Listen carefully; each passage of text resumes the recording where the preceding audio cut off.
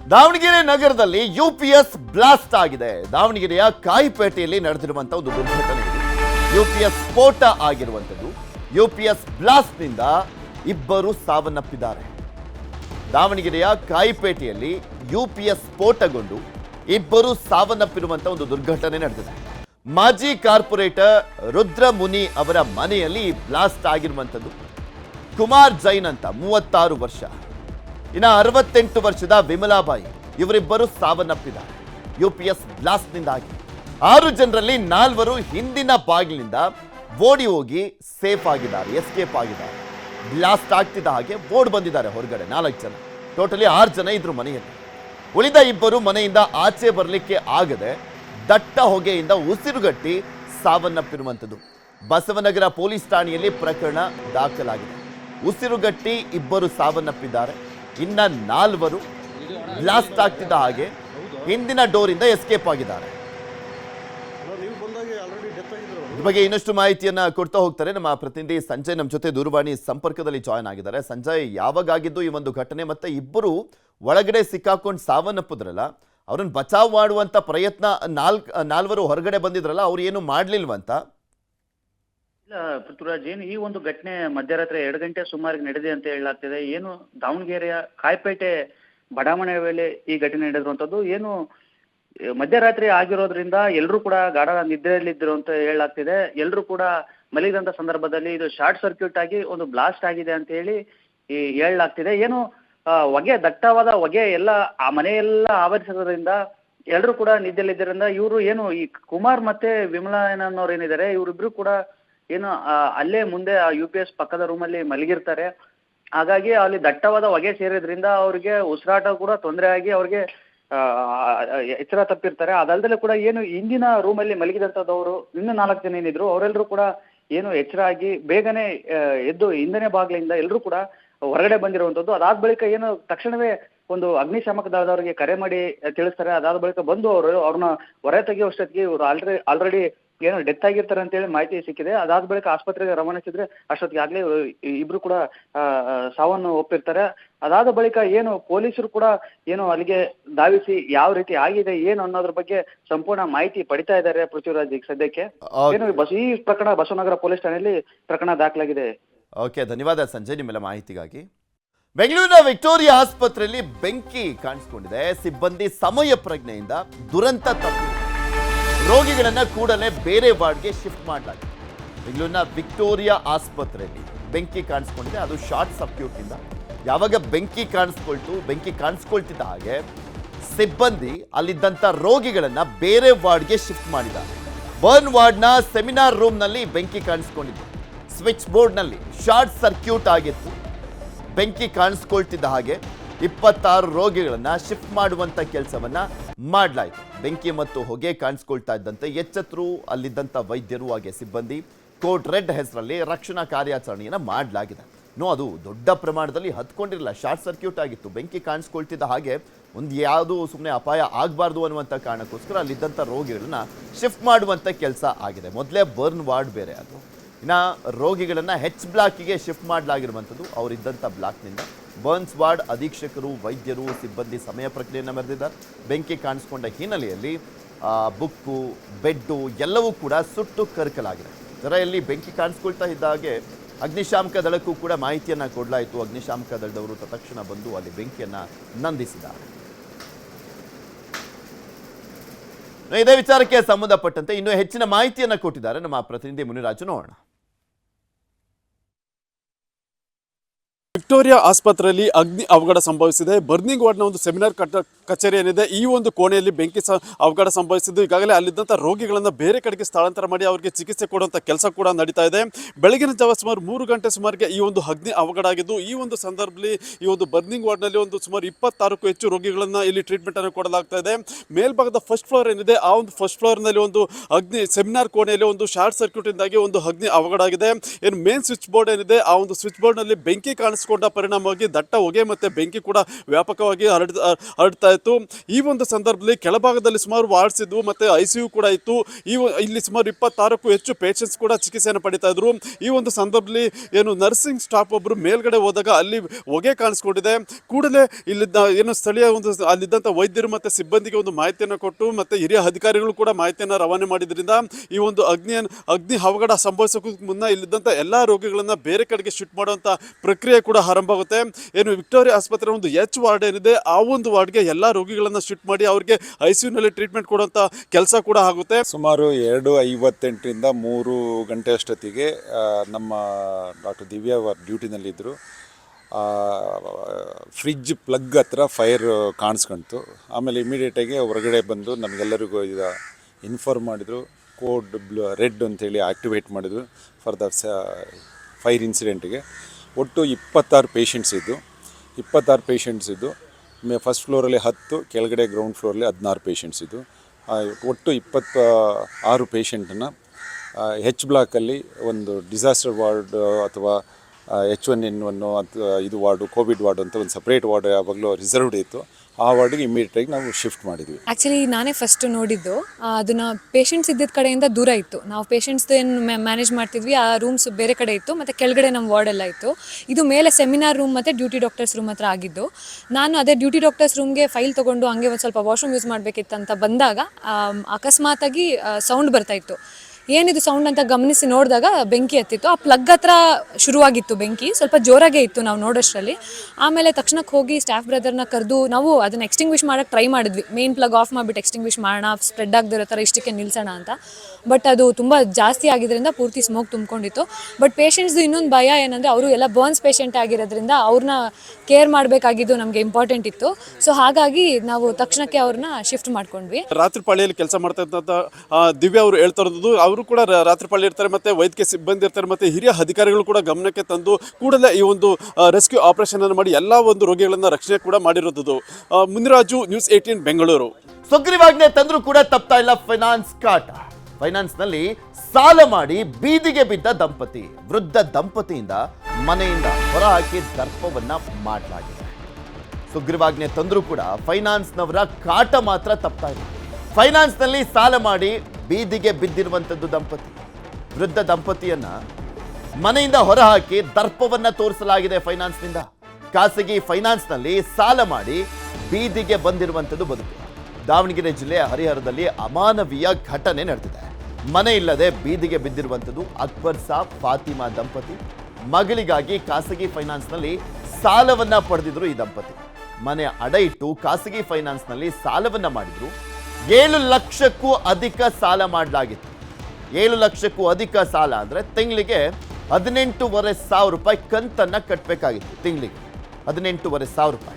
ಜನವರಿಯಿಂದ ಸಾಲದ ಕಂತು ತುಂಬದ ಹಿನ್ನೆಲೆಯಲ್ಲಿ ನೋಟಿಸ್ ಅನ್ನ ಕೊಡಲಾಗ್ತಾ ಇತ್ತು. ಮನೆಗೆ ನೋಟಿಸ್ ಅನ್ನ ಕೂಡ ಅಂಟಿಸಿ ಹೊರ ಹಾಕ್ತಾ ಇದ್ರು, ಅಂಟಿಸಲಾಗಿತ್ತು. ಆದರೆ ನಂತರ ಅವರು ದುಡ್ಡನ್ನ ಕಟ್ಟದಿರುವಂತ ಕಾರಣಕ್ಕೋಸ್ಕರ ಹೊರ ಹಾಕಿದ್ದಾರೆ ಫೈನಾನ್ಸ್ನ ಸಿಬ್ಬಂದಿ. ಸಾಲಕ್ಕೆ ಹೆದರಿ ಮನೆ ಬಿಟ್ಟಿರುವಂಥದ್ದು ಮಕ್ಕಳು. ಸೊ ಪೋಷಕರು ಕಂಗಾಲಾಗಿದ್ದಾರೆ. ಅವ್ರ ಮಕ್ಕಳು ಬಿಟ್ಟು ಹೋಗ್ಬಿಟ್ಟಿದ್ದಾರೆ. ನೋಟಿಸನ್ನು ಅಂಟಿಸಿದಂಥ ಹಿನ್ನೆಲೆಯಲ್ಲಿ ಆ ಸಾಲವನ್ನ ಕಟ್ಟಲಿಕ್ಕೆ ಆಗ್ತಾ ಇಲ್ಲ ಅಂತ. ಆದರೆ ಪೋಷಕರು ಕಂಗಾಲಾಗಿದ್ರು. ಈಗ ಅವರನ್ನ ಮನೆಯಿಂದ ಹೊರಗೆ ಹಾಕಲಾಗಿದೆ. ಸಹಾಯಕ್ಕಾಗಿ ಕಣ್ಣೀರಿಡ್ತಾ ಅಂಗಲಾಚಿಸ್ತಾ ಇದ್ದಾರೆ ವೃದ್ಧ ದಂಪತಿ. ಒಂದು ಮನೆ ಅಷ್ಟೇ ಮೈಸೂರಿನಲ್ಲೂ ಕೂಡ ನೋಡ್ತಾ ಇದ್ವಿ. ನಾವು ಸೈನ್ ಮಾಡಿದ ಮೇಲೆ ಅವ್ರನ್ನ 20 ಕಡಿಮೆ 4 ಲಕ್ಷ ಕೊಟ್ಟರು. ಕೊಟ್ಟ ಮೇಲೆ 1 ವರ್ಷದ ಮೇಲೆ ಕಟ್ಟಿದೆ ನಾನು. ನನಗೆ ಹೇಳಿಲ್ರಿ ಅವರು, ಇದು ಫೈನಾನ್ಸ್ ಬ್ಯಾಂಕ್ ಅಮ್ಮ, ಇದು ಜಾಸ್ತಿ ಕಟ್ಟಬೇಕಮ್ಮ ಅಂತ ಹೇಳಿಲ್ಲ. 10,000 ಕಟ್ಕೊತ ಬಾರಮ್ಮ ಅಂದರು. 2 ತಾರೀಕಿಗೆ 10,000 ಕಟ್ಕೊತ ಹೋದೆ ನಾನು. 2 ವರ್ಷ ಕಟ್ಟಿದ್ದೀನಿ ರೀ. ಇಲ್ಲ 10 ಲಕ್ಷನೇ ಕಟ್ಟಬೇಕು ನೀವು. ಇಲ್ಲಮ್ಮ ನಾ ಕ್ಲಿಯರ್ ಮಾಡ್ಕೊನಲ್ಲ, ನಮಗೆ ಇಷ್ಟೇ ತಂದು ಕಟ್ಬೇಕು, ನೀವು 7 ಲಕ್ಷನೇ ತಂದು ಕಟ್ಟಬೇಕು ಅಂತ ಹೇಳೋದಕ್ಕೆ ನಾನು ಯೋಚನೆ ಮಾಡಿ BP ಜಾಸ್ತಿ ಮಾಡ್ಕೊಂಡ್ಬಿಟ್ಟಿರಿ. ಮಾಡ್ಕೊಂಡಿದ್ದೆ. ಒಂದೇ ಸರಿ ನೆಲಿಗೆ ಬಿದ್ದುಬಿಟ್ಟೆ. ಮತ್ತು ಫೋನ್ ಮಾಡ್ದೆ ನಮ್ಮಮ್ಮಗೆ ಹಿಂಗಾಗೈತಿ ರೀ, ನೀವೇನು ಕೇಳಿಲ್ಲ, ನಮ್ಮಮ್ಮಗೆ ಹಿಂಗಾಗೈತಿ, ನಾವೇನು ಮಾಡೋಣ ಅದೇನಿಗೆ ಗೊತ್ತಿಲ್ಲ. ದಿವಸ ಬರೋಕತ್ಬಿಟ್ರು, ನೀನು ಲೋನ್ ಕಟ್ಟಮ್ಮ, ನಮ್ಮ ಮ್ಯಾಗೆ ಬೆಂಗ್ಳೂರಿಗೆ ಕಳಿಸ್ತೀವಿ, ನಿನಗೆ ಆರಾಮಿಲ್ದ ಹೇಳಿ ಕಳಿಸ್ತಂತ. ಬೆಂಗ್ಳೂರಿಗೂ ಕಳಿಸಿಲ್ಲ, ಏನಿಲ್ಲ ರೀ. ಇಲ್ಲೇ ಕೇರ್ಯಾಂಗನ ಮಂದಿನ ನಮ್ಗೆ ಊಟ ಕೊಡ್ತದ್ರಿ. ಮಗ ಎಲ್ಲದನ್ನ ಗೊತ್ತಿಲ್ಲ ರೀ. ನಾವು ಅಮಾಲಿ ಮಾಡ್ತಿದ್ವಿ ರೀ. ನಮ್ಮ ಶಿವಶಂಕರ ಕೊಟ್ಟಿದ್ರು. ಈಗ ಪರಿಸ್ಥಿತಿ ಕೆಟ್ಟದಾಗೈತಿ, ನಮ್ಗೆ ದುಡಿಯೋ ಶಕ್ತಿ ಇಲ್ಲ, ಹಿಂಗಾಗೈತಿ ಅಂಥೇಳಿ ಬೇಡ್ಕೊಂಡ್ರೆ ಏನು ಮಾಡಿದ್ರು ಕೇಳಿಲ್ಲ ಅವರು. ಇಷ್ಟ ಕಟ್ಬೇಕು ಇದ್ರೆ ಮನೆ ಯಾರು ಮಾಡ್ತೇವೆ ಅಂದ್ರೆ ನಮಗೆ ಗತಿ ಇಲ್ದಂಗೆ ಆಗ್ಬಿಡ್ತಾರೆ. ಯಾರು ಬರಲ್ಲ, ನೀವು ಕಟ್ಟಮ್ಮ ಕಟ್ಟಿ ಬೀಗ ತರ್ರಿ ಅಂದರೆ ನಮ್ಮ ಕೈ ಕಟ್ಟೋಕೆ ಶಕ್ತಿ ಇಲ್ಲ ಅಂದ್ವಿ. ಪಾಪ ಹೊರಗೆ ಹಾಕಿ ನಮಗೆ ದಬ್ಬಿ ಬೀಗ ಹಾಕಿ ಹೋಗಿದಾರೆ. ಆ ಕೋರ್ಟಿಂದ ನೋಟಿಸು ಬಂದಿಲ್ಲ, ಎಲ್ಲ ಒಳಗೈತ್ರಿ. ಅಂಗಿ ಪಂಗಿ ಏನೇ ಇದು ಬಂದುಬಿಟ್ರೆ ಎಲ್ಲ ಒಳಗಾಕಿ ಅಲ್ಲಿ ಇಲ್ಲಿ ಇಸ್ಕೊಂಡು ತಿಂತವ್ರು, ಏನು ಮಾಡೋದು. ಮತ್ತು ಲೋನ್ ಅಂತ ಜನ ಬ್ಯಾಂಕಲ್ಲೇನೋ ಫೈನಾನ್ಸ್ ಮೈಕ್ರೋ ಫೈನಾನ್ಸಲ್ಲೇನೋ ಲೋನ್ ತೊಗೊಂಡಿದ್ರಂತವ್ರು ಕಟ್ಟಿದ್ರಂತೆ, ಸ್ವಲ್ಪ ಕಟ್ಟೈತೆ ಅದಕ್ಕೆ ಕ್ಲೋಸ್ ಮಾಡ್ಕೊಂಡಂತೆ ಅವ್ರೇನು ಏನು ಅದ್ರ ಬಗ್ಗೆ ಏನು ಇದೇ ಮಾಡ್ತಾಯಿಲ್ಲ ಅಂತ ಅವರಿಗೆ. ಇದ್ದೊಬ್ಬ ಮಗನೂ ಬಿಟ್ಟು ಹೋಗ್ಬಿಟ್ಟಿದ್ದಾನೆ.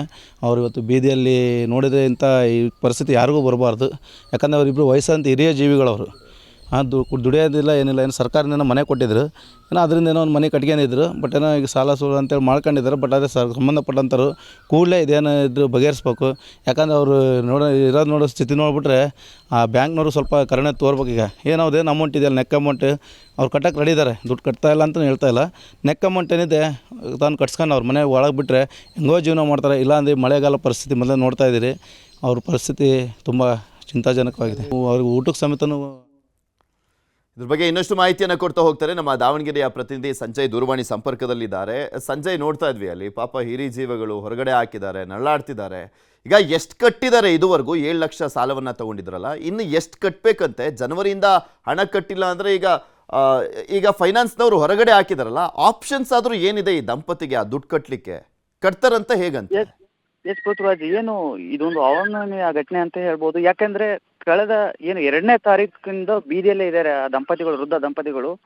ಏನು ಇವರು ಒಟ್ಟು ಒಂದು 7 ಲಕ್ಷದ ಚಿಲ್ಲರೆ ಒಂದು ಸಾಲ ಮಾಡಿರ್ತಾರೆ ಬ್ಯಾಂಕ್ನಲ್ಲಿ, ಫೈನಾನ್ಸ್ನಲ್ಲಿ. ಇದರಲ್ಲಿ ಈಗಾಗಲೇ ಒಂದು 2 ವರ್ಷ ಕೂಡ ತುಂಬಿರ್ತಾರೆ. ಅಂದ್ರೆ ಒಂದು 3 ಲಕ್ಷದ ಹತ್ತತ್ರ ಇವರು ಹಣವನ್ನ ತುಂಬಿರ್ತಾರೆ.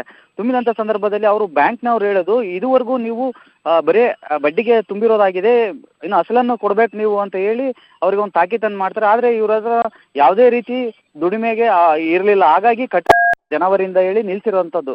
ಹೀಗಾಗಿ ಏನು ಅವರು ಸಣ್ಣ ಒಂದು ಬೀಡಿ ಅಂಗಡಿ ಇಟ್ಕೊಂಡು ತಿಂಗಳ 18,500 ಹೇಗೆ ಕಟ್ತಾರೆ ಅನ್ನೋ ಪ್ರಶ್ನೆ ಆಗಿತ್ತು. ಅದಲ್ಲದೆ ಕೂಡ ಏನು 18,500 ತಿಂಗಳ ತುಂಬೋದ ಆಗದಲೇ ಈ ತಂದೆ ತಾಯಿಯನ್ನು ಬಿಟ್ಟು ಮಕ್ಕಳು ಕೂಡ ಮನೆಯಿಂದ ಹೊರಟಿರುವಂಥದ್ದು. ಎಲ್ಲಿದ್ದಾರೆ ಅಂತೇಳಿ ಮಕ್ಕಳು ಗೊತ್ತಿಲ್ಲ. ಅಂದ್ರೆ ಈ ವೃದ್ಧ ದಂಪತಿ ಏನು ಫಾತಿಮಾ ಏನಿದ್ದಾರೆ, ಇವ್ರಿಗೆ ಈ ಒಂದು ಟೆನ್ಷನ್ನಲ್ಲೇ ಒಂದು ಲಕ್ವ ಕೂಡ ಕಳೆದ ಒಂದು ವಾರದಿಂದಷ್ಟೇ. ಹೀಗಾಗಿ ಅವರೆಲ್ಲರೂ ಕೂಡ ಫ್ಯಾಮಿಲಿಯಲ್ಲಿ ಕೂಡ ಮಕ್ಕಳು ಕೂಡ ಬಿಟ್ಟಿರುವಂಥದ್ದು ಒಂದ್ ಕಡೆ ಆದ್ರೆ, ಒಂದ್ ಕಡೆ ಈ ಸಾಲದ ಚಿಂತೆ ಆಗಿದೆ. ಹೀಗಾಗಿ ಏನು ಫೈನಾನ್ಸ್ನವರು ಅದು ಯಾವುದು ನಮಗೆ ಹೇಳಾಗಿಲ್ಲ, ನಮಗೆ ಸಂಪೂರ್ಣ ಹಣವನ್ನು ಕಟ್ಟಬೇಕು ಅಂತ ಹೇಳಿ ತಾಕೀತು ಮಾಡಿ ಮನೆಗೆ ಒಂದು ನೋಟಿಸನ್ನು ಅಂಟಿಸಿ ಹೋಗಿರುವಂಥದ್ದು. ಅದೆಲ್ಲ ಆದ ಬಳಿಕ ಏನು ಇವರ ಒಂದು ಮುಸ್ಲಿಂ ಕುಟುಂಬ ಆಗಿರೋದ್ರಿಂದ ಇವರ ಸಮುದಾಯದತ್ತ ಹೋಗಿ ಒಂದು ಮನವಿಯನ್ನು ಮಾಡ್ಕೊಂಡಿದ್ದಾರೆ. ಈಗ ಸಮುದಾಯದವರು ಎಲ್ಲರೂ ಸೇರಿ ಒಂದು 4 ಲಕ್ಷ ರೂಪಾಯಿನ ಜಮಾವಣೆ ಮಾಡಿ ಬ್ಯಾಂಕಿಗೆ ಕಟ್ತೀವಿ ಅಂತ ಹೇಳಿದ್ರೆ ಯಾವುದೇ ಕಾರಣಕ್ಕೂ ಏನು ಆ ಫೈನಾನ್ಸ್ನವರು ಒಪ್ತಾ ಇಲ್ಲ. ನಮಗೆ ಸಂಪೂರ್ಣವಾಗಿ ಈಗ ಇಂಟ್ರೆಸ್ಟ್ ಎಲ್ಲ ಸೇರಿ 10 ಲಕ್ಷ ರೂಪಾಯಿಗಳ ಹತ್ತತ್ರ ಆಗಿದೆ, ಅದಷ್ಟು ಕಟ್ಟಿದ್ರೆ ಮಾತ್ರ ನಾವು ಕೀ ಕೊಡ್ತೀವಿ ಅಂತ ಹೇಳಿ ಇವ್ರಿಗೆಲ್ಲರೂ ಕೂಡ ಹೊರಗೆ ಹಾಕಿ ಒಂದು ಕೀ ಹಾಕಿರುವಂಥದ್ದು. ಏನು ಈಗ ಸದ್ಯ ಅವರು ಊಟಕ್ಕೂ ಗತಿ ಇಲ್ಲದಂತೆ ಏನು ಅಕ್ಕಪಕ್ಕ ಮನೆಯವ್ರ ಹತ್ರ ತಗೊಂಡು ಏನು ಒಂದು ಅಲ್ಲಿ ಮನೆ ಕಟ್ಟಡ ನಡೀತಾ ಇದೆ, ಆ ಪಕ್ಕದಲ್ಲೇ ಅಲ್ಲೇ ವಾಸ ಮಾಡ್ತಿದ್ದಾರೆ ಪೃಥ್ವಿರಾಜ್. ಸದ್ಯಕ್ಕೆ ಏನು ಈ ಬಗ್ಗೆ ಏನು ತಹಸೀಲ್ದಾರ್ ಅವ್ರ ಗಮನಕ್ಕೂ ಕೂಡ ಬಂದಿದೆ. ಇವತ್ತೇನು ಭೇಟಿ ಮಾಡ್ತೀನಿ ಅಂತ ಹೇಳಿದ್ದಾರೆ ತಹಸೀಲ್ದಾರ್, ಹರಿಹರ ತಹಸೀಲ್ದಾರ್ ಕೂಡ. ಕಾದ್ ನೋಡ್ಬೇಕಾಗಿದೆ ಪೃಥ್ವಿರಾಜ್, ಏನಾಗುತ್ತೆ ಮುಂದೆ ನೋಡೋಣ ಅಧಿಕಾರಿಗಳು ಯಾವ ರೀತಿಯಾಗಿ ಸ್ಪಂದಿಸ್ತಾರೆ ಅನ್ನುವಂಥದ್ದು. ಧನ್ಯವಾದ ಸಂಜಯ್ ನಿಮ್ಮೆಲ್ಲ ಮಾಹಿತಿಗಾಗಿ. ಕಾನೂನು ಸಚಿವರ ಕ್ಷೇತ್ರದಲ್ಲೇ ಅಕ್ರಮ ಮದ್ಯ ಮಾರಾಟವನ್ನ ಮಾಡಲಾಗ್ತಾ ಇದೆ. ಅಂಗಡಿ, ಮನೆ, ಹೋಟೆಲ್ ಎಲ್ಲೆಡೆ ಕೂಡ ಸಿಗ್ತಾ ಇದೆಯಂತೆ ಮದ್ಯ. ನಾವು ಮೊನ್ನೆ ನೋಡ್ತಾ ಇದ್ವಿ ಅಬಕಾರಿ ಸಚಿವರ ಕ್ಷೇತ್ರದಲ್ಲೇ ಯಾವ ರೀತಿಯಾಗಿ ಅವ್ಯಾಹತವಾಗಿ ಮಾರಾಟವನ್ನ ಮಾಡಲಾಗ್ತಾ ಇತ್ತು ಅಕ್ರಮ ಮದ್ಯವನ್ನ ಅಂತ. ಈಗ ಕಾನೂನು ಸಚಿವರ ಕ್ಷೇತ್ರ, ಅಂಗಡಿ, ಮನೆ, ಹೋಟೆಲ್ನಲ್ಲೂ ಕೂಡ ಸಿಗ್ತಾ ಇದೆಯಂತೆ ಮದ್ಯ. ಹಿರಿಯರು, ಯುವಕರು, ಅಪ್ರಾಪ್ತರು ಮದ್ಯಕ್ಕೆ ದಾಸರಂತೆ. ಅದು ಗದಗ ಜಿಲ್ಲೆಯ ಮಲ್ಲಸಮುದ್ರ ಗ್ರಾಮದಲ್ಲಿ ಆಕ್ರೋಶವನ್ನ ಹೊರಹಾಕಲಾಗ್ತಾ ಇದೆ. ಅಕ್ರಮ ಮದ್ಯ ಮಾರಾಟದಿಂದ ಕುಟುಂಬಗಳೇ ನಾಶ ಆಗ್ತಾ ಇದೆ.